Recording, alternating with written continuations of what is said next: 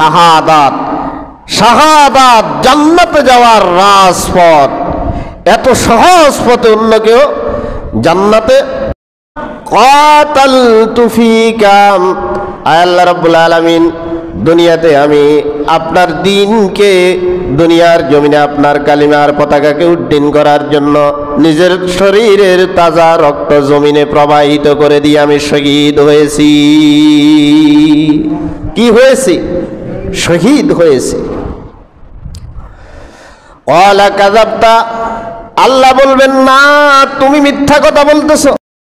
রাদিয়াল্লাহু তাআলা আনহু থেকে বর্ণিত, তিনি বলেন রাসূলুল্লাহ সাল্লাল্লাহু আলাইহি ওয়াসাল্লাম ইরশাদ করেছেন, ইন্না আউওয়ালা নাসিন ইউকদা আলাইহি ইয়াউমাল কিয়ামাহ, কিয়ামতের দিন সর্বপ্রথম যেই মানুষটার মাধ্যমে আল্লাহ রাব্বুল আলামিন বিচার শুরু করবেন, যার মাধ্যমে যাকে দ্বারা আল্লাহ বিচার কার্য শুরু করবেন, রাজুলুস তুশহিদা, সেই লোকটা একজন শহীদ, সেই আল্লাহর রাস্তায় শহীদ হয়েছে।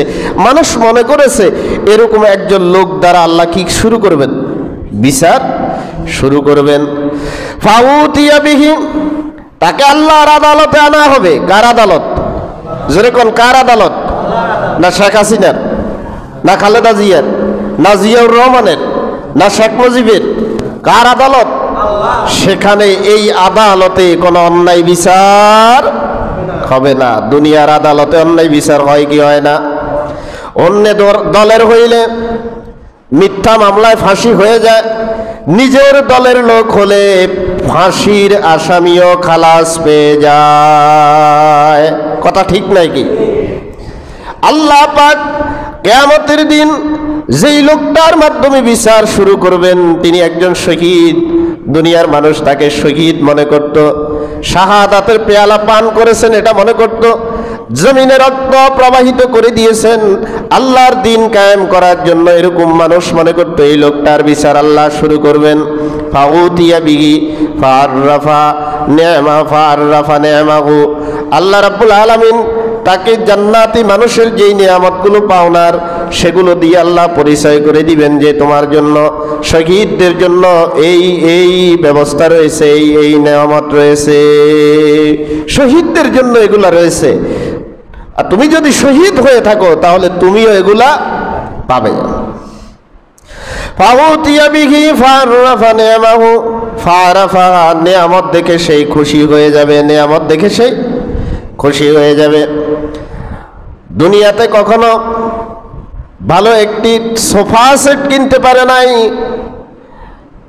একটা খাট কিনতে পারে নাই। জান্নাতের নিয়ামতগুলো এত চমকপ্রদ হবে, এত দৃষ্টিনন্দিত হবে, দেখতে এত চমৎকার লাগবে, চোখ জুড়িয়ে যাবে।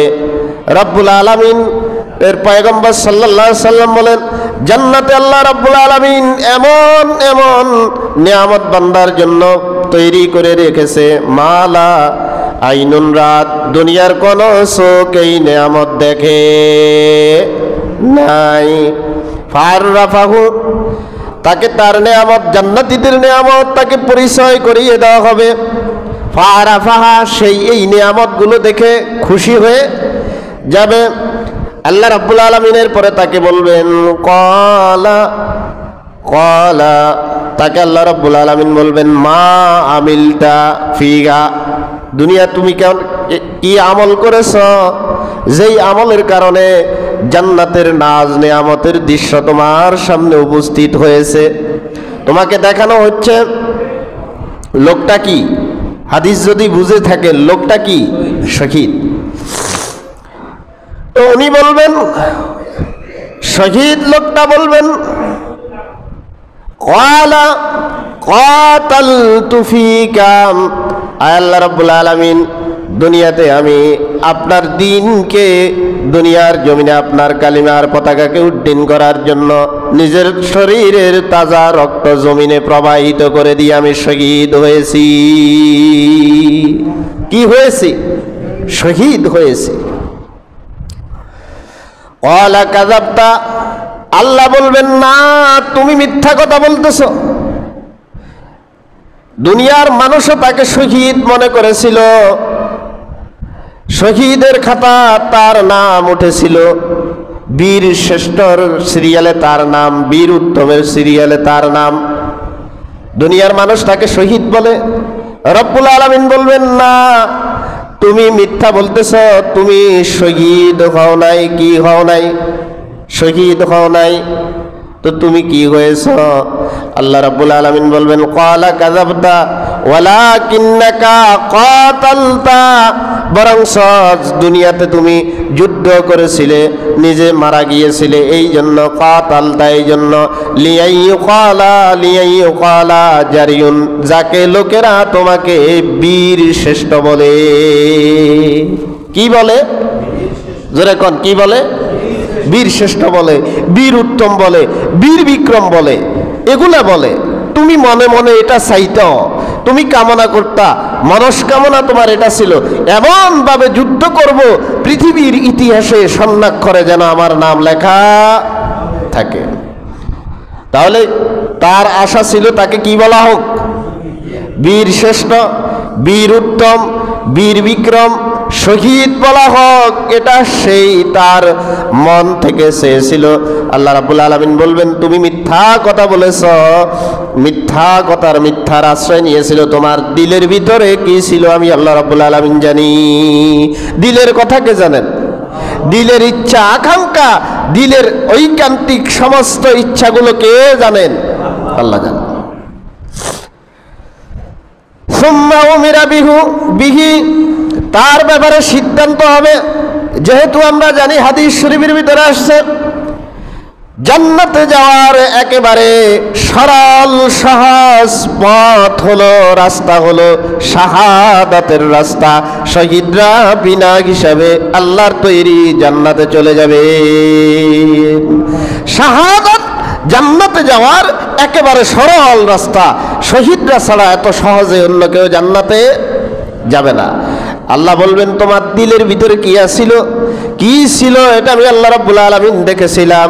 ফাউমিরা বিহি, তার ব্যাপারে সিদ্ধান্ত হবে। ফাউমিরা বিহি ফাহুসিবা আলা ওয়াজহিহি আত্তা উলকিয়া ফিন্নার, তাকে জান্নাতে জাহান্নামে উপর করে তাকে মাথা নিচের দিকে দিয়ে, পা উপরের দিকে দিয়ে ফেরেশতারা রশি দিয়ে বেঁধে তাকে জাহান্নামে নিক্ষেপ করে দিবেন। নাউজুবিল্লাহ।